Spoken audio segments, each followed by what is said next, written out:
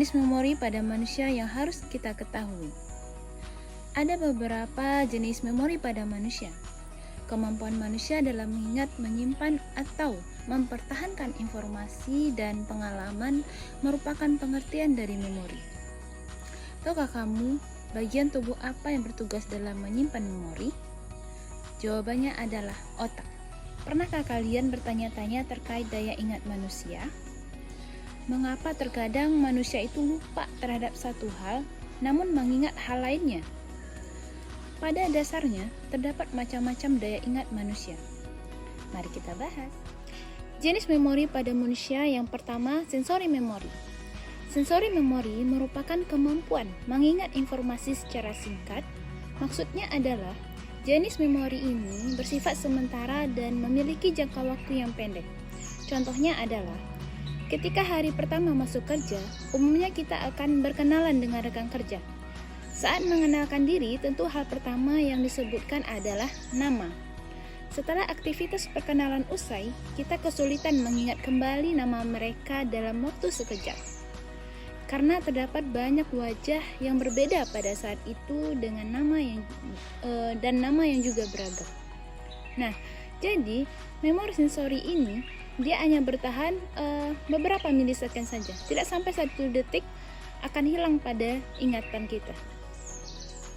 Jenis memori pada manusia yang kedua adalah short-term memory. Short-term memory disebut juga dengan ingatan jangka pendek. Jenis memori ini memiliki sifat yang terbatas pada kapasitas dan durasi informasi akan hilang dalam jangka waktu sebentar. Informasi itu tersimpan 30 detik saja, lalu lenyap dari ingatan kita. Nah, contohnya adalah pada saat mengingat nomor telepon, ketika kamu membeli nomor telepon baru, biasanya hal yang coba kamu lakukan adalah membaca dan mencoba mengingat deretan angka yang terdapat pada kartu tersebut. Nah, biasanya dalam waktu singkat kamu akan mengingat nomor penting tersebut, ya, nomor yang ada tertera di kartu tersebut. Misalnya nomor HP ibumu atau nomor partner gitu ya. Namun setelah beberapa saat kita mencoba mengulanginya kembali, yang terjadi adalah lupa lagi. Itulah yang disebut sebagai ingatan jangka pendek. Hal yang bisa dilakukan supaya terus mengingat adalah dengan mengulangnya beberapa kali.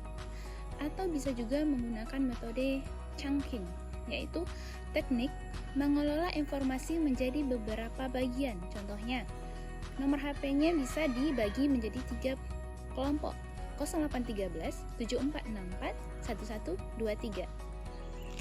Jenis memori pada manusia yang ketiga adalah long-term memory. Long-term memory disebut dengan ingatan jangka panjang.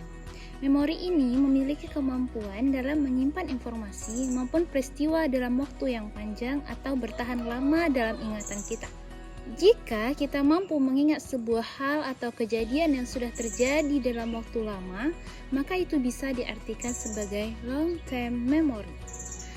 Nah, dalam belajar, kita bisa menggunakan teknik namanya ada mnemonik, yaitu teknik dengan menghubungkan kata-kata menjadi satu. Contohnya, warna pelangi bisa kita singkat menjadi mejiku hibiniu, yaitu merah, jingga, kuning, dan hibiniu. Sehingga dengan teknik ini kita mudah dalam kemudian pada intinya sebenarnya ingatan ini bisa terjadi ketika peristiwa atau kejadian yang sudah berlangsung merupakan hal yang tidak terlupakan, sangat berkesan.